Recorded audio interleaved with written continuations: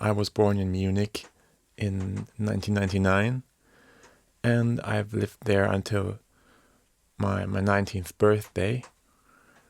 And after that, I moved to Tromsø in northern Norway. Why did I move there? In 2017, I did a hike from North Cape I wanted to hike from North Cape to Sicily along the E1 route. There are several European long-distance trails, and of course I thought I could make all the 7,000 kilometers. It turned out to be that after 700 kilometers, it bored the shit out of me. I didn't want to continue. So I thought to myself, why not settle down in Norway?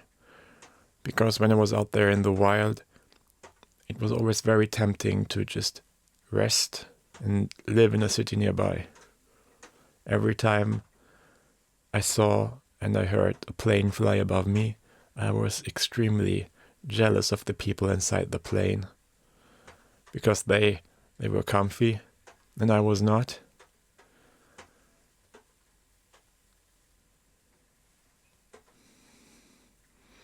Like this plane from Tromsø to Alta, or Tromsø to Alta if you want to.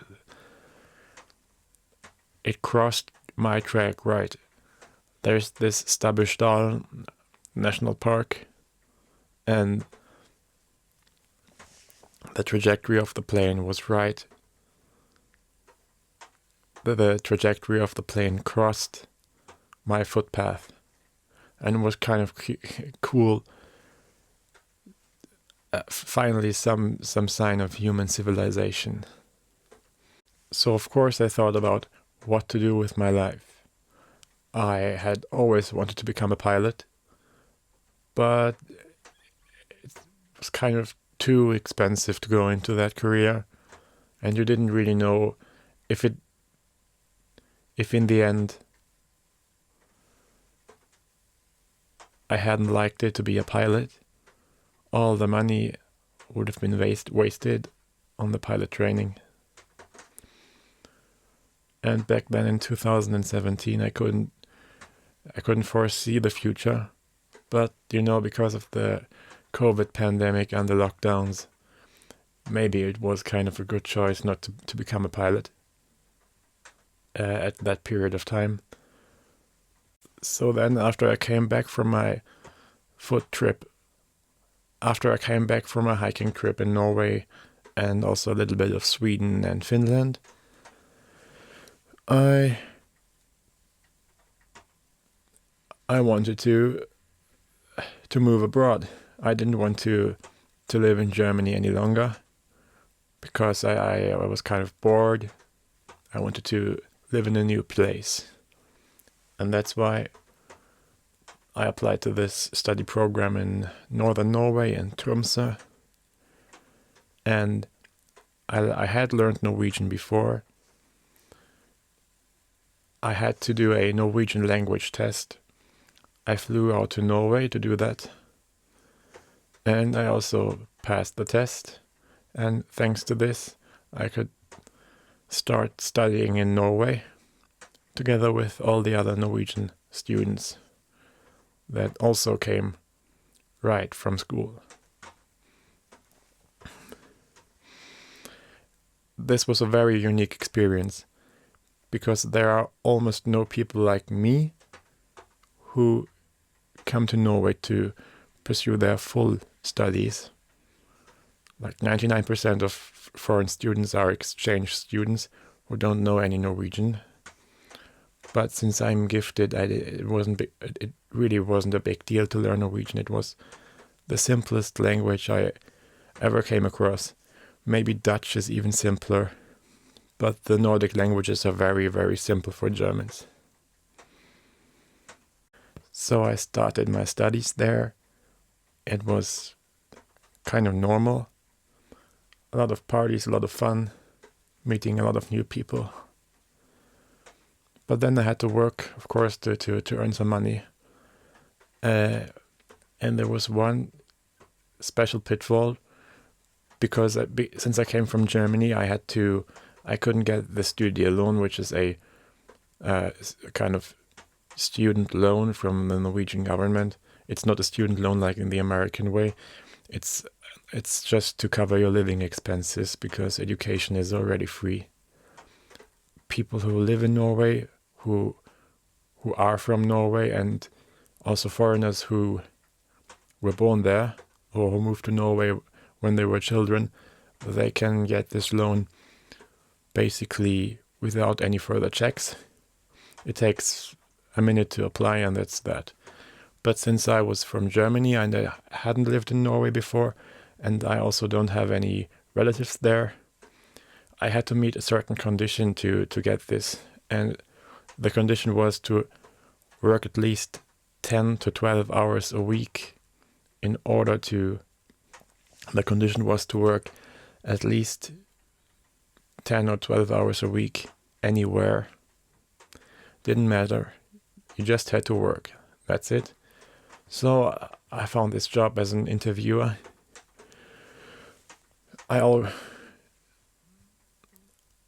And I was interviewing at Tromsø airport.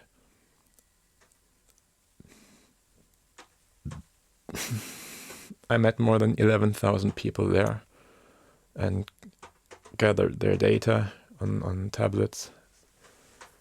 And 1 year goes by. It's now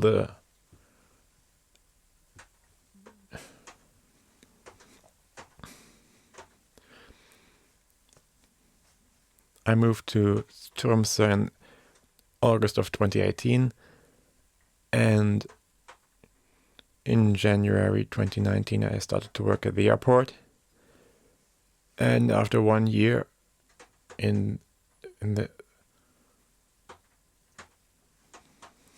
after 1 year, just before the COVID lockdown hit, I was just finishing a shift at the airport, and I had this idea, because when I was studying in Norway, I constantly received packages from my parents, or I had to send something back home.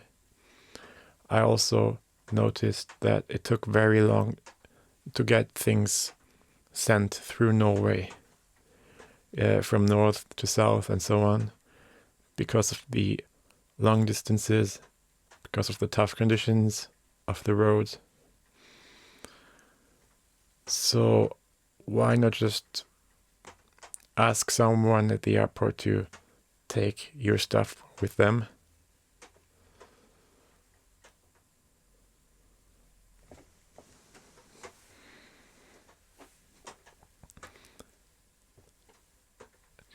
And of course I knew all these sharing economy apps. And so I thought to myself, maybe just program something like this myself. And I went along. I didn't do it at once. It took me 1 year to get started, and I also had to take a break from my studies because it's still a lot of work. I worked full time for a whole year to get this project done. You have to imagine, full time, a whole year, no money, nothing. The only thing that kept me alive was the spirit. And of course I got food from my parents. That's not an issue. I could help them anytime they needed something. But there was just no place for any sort of work.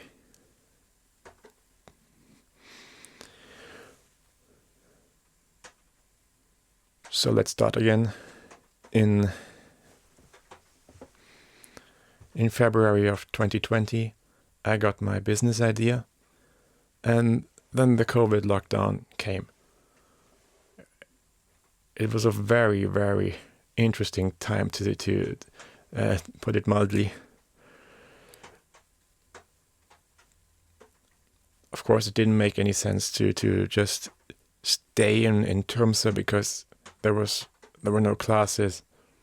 My work had been cancelled. The company I worked at went bankrupt, and I have been laid off. So it was great because I was extremely stressed out with studying and working at the airport at the same time for 12 hours a week. Actually, it was 15 hours because I was very cautious. Back then, I still was extremely rule obedient. And so I just said, maybe I have to fulfill it in order not to get any problem. I was extremely stressed out studying physics and working at such a stressful place like the airport for 15 hours a week. I couldn't take it any longer anyways, so the COVID lockdown came at exactly the right moment. I was laid off at exactly the right moment. And I'm so thankful, because even though I was laid off, after almost 2 years, I was re-employed by exactly the same person that hired me in the first place. So they were really fond of me, kind of. So I flew home on, I think it was March 13th or something of 2020. Just was enjoying the spring in Munich, and that year did some online course, of course, finished all the online courses and stuff like that. And then I came back to Tromsø, and in August,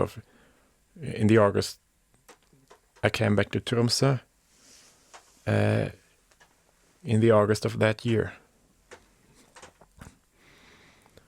It was kind of strange comeback because I didn't have any job. I had to look for a job, and then the courses were semi-online, the courses were halfway online, halfway in presence. It was not really a great time.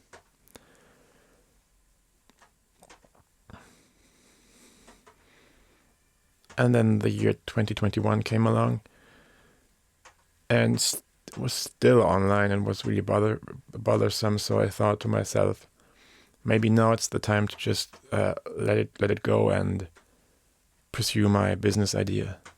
So I asked to halt my studies for a year in February of 2021. In March of 2021, and for the remaining 9 months of the year 2021, I worked at home on my own to realize my business idea.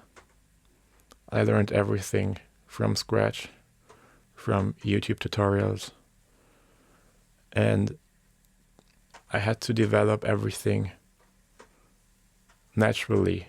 Of course, I didn't do everything at once. At first, I had to learn the skeleton. I had to build the skeleton of the app. And it's kind of...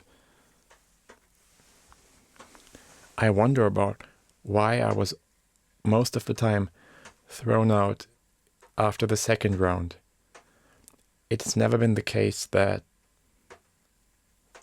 I have never been... It's not been the case that I had not been invited. It's like people found out something about me that they didn't understand or didn't want to hear, or that they couldn't process. Am I so much different from anybody else? What's the issue with me? Is it wrong to be passionate in Germany in 2023? Is it wrong to love what you do? Is it wrong to love what you do in Germany in 2023? Is it wrong to love actions that lead to results in Germany in 2023? Tell me.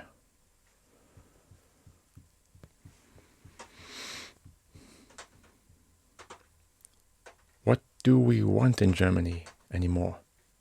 What do we want? What do we expect from life here?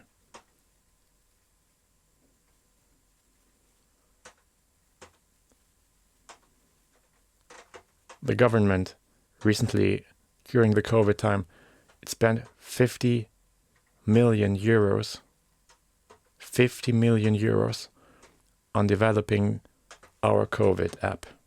50 million euros. What the fuck?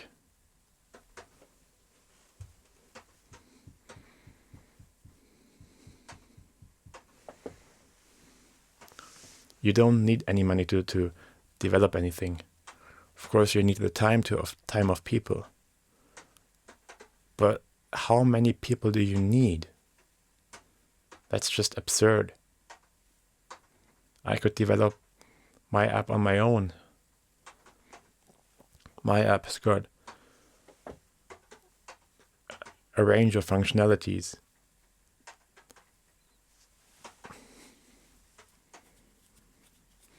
It facilitates matchmaking, looking for partners, submitting your information to be found by others. It facilitates a chat group.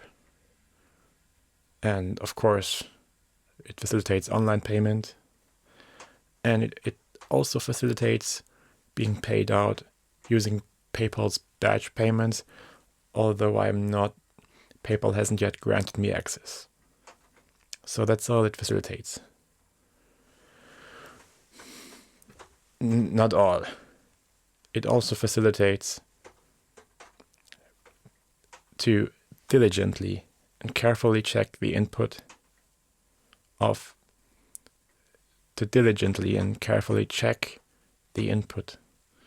every user, that it makes sense.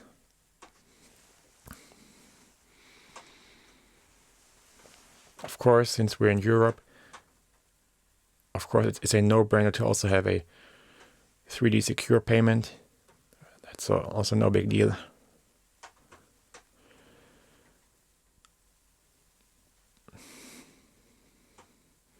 I could set up all these. I could program all these functions for two apps, actually two. One of them the Android app, the other one the iOS app, in around about 1 year. Full time, one person.